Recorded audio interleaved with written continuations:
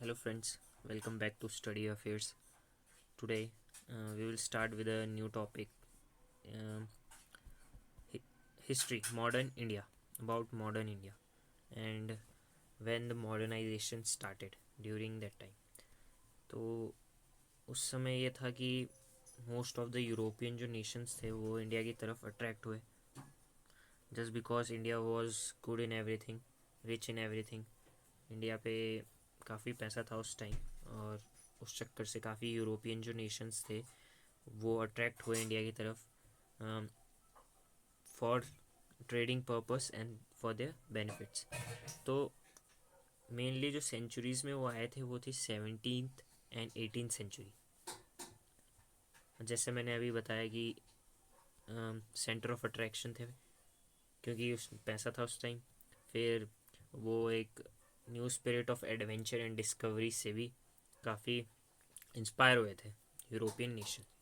अब European Nations में बहुत सारे नेशंस हैं, तो चलिए पढ़ते हैं आगे. तो जो पहली कंट्री थी, जो पहले लोग आए थे वो पोर्चुगल से आए थे, पोर्चुगीज़. तो उनमें जो सबसे पहला आदमी था वो था Vasco da Gama. He came to India on 17th May 1498. ये एक इम्पॉर्टेंट डेट हो सकती है for India purpose because it can be asked. और ये लेस्बन लेस्बन एक सिटी होगी या उसके पोर्ट से ये कैलिकट इन इंडिया में ये आए. और जो रूट था वो था sea route. That time sea route was very crucial route. मतलब जो ज़्यादातर ट्रेडिंग होती थी वो या तो लैंड से होती थी या तो ओशन के उससे होती थी. बट लैंड में एक दिक्कत थी.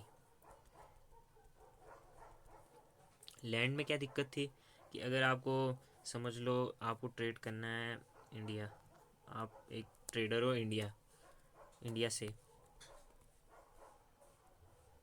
है, फिर आप यहाँ से ट्रेड करने जाओगे अफ़गानिस्तान जो इंडिया के जस्ट थोड़ी ऊपर पे. तो आपको क्या है, पाकिस्तान क्रॉस होके जाना पड़ेगा. दैट मीन्स कि जो वहाँ के जो राजा वो वगैरह होंगे तो वो आपसे टैक्स लेंगे. तो जब भी ज़्यादातर ट्रेड होता था वो लैंड से अगर होता तो बीच में काफ़ी कंट्रीज़ पड़ती जिस चक्कर से वो टैक्स लेते, और उस टाइम वो टैक्स काफ़ी हाई था.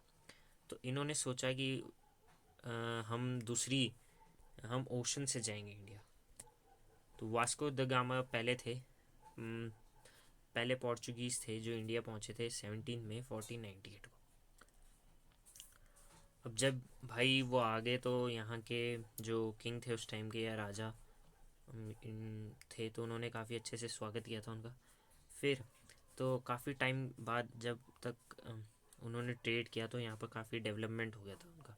मतलब वो डोमिनेंट थे, वो दूसरों को डोमिनेट कर रहे थे क्योंकि वो अपना ट्रेड ना बढ़ाते जा रहे थे. तो अब जब इतना बड़ा उनका ट्रेड हो गया तो उन्होंने सोचा कि हम एक गवर्नर अपॉइंट कर दिए. तो उन्होंने पहला जो गवर्नर था पोर्चुगीज़ का इंडिया में वो था फ्रांसिस्को अल्मेida. तो इनका ये कब कब वर्क पे आए, ये थे 1505 टिल 1509. इनका जो वर्क पीरियड था इतना था. ये भी इम्पोर्टेंट डेट है, it can also be asked. तो इसे कह सकते हैं इंडिया पर्पस से इम्पोर्टेंट है. फिर इनके टाइम पे भी काफ़ी फोर्ट बनाए जैसे अंजा दीवा मैनोर, ये कर्नाटका में. Cochin which is Kerala. So ऐसी जगहों पे इन्होंने काफ़ी फोर्ट बनाए, और इन्होंने एक पॉलिसी भी इंट्रोड्यूस करी थी, the policy of blue water. तो the policy of blue water में क्या था, ये जो इंडिया है उसमें सिर्फ पोर्चुगल ही ट्रेड करेंगे, और कोई दूसरा जो कंट्री है वो कर ही नहीं सकती इनमें trade. Only Portuguese can trade. पर ये अपने टाइम पे इन्होंने काफ़ी मतलब नहीं ला पाया इसे. इसके बाद आए दूसरे गवर्नर. उनका नाम था अल्फोंसो डी अल्बुकर्की. तो इनका जो पीरियड था वो था 1509 से लेके 1515 तक. तो इन्होंने काफ़ी ग्रेट टेरिटोरियल पावर उस टाइम इंट्रोड्यूस कर दी थी. ट्रेडिंग सेटलमेंट्स कर दिए थे उन्होंने. कहाँ, कैलिकट में और कोचिन में और कैनौर में. तो ये भी पूछा जा सकता है कि इनके टाइम पीरियड पे कहाँ कहाँ जगह इन्होंने अपनी ट्रेडिंग सेटलमेंट्स की थी।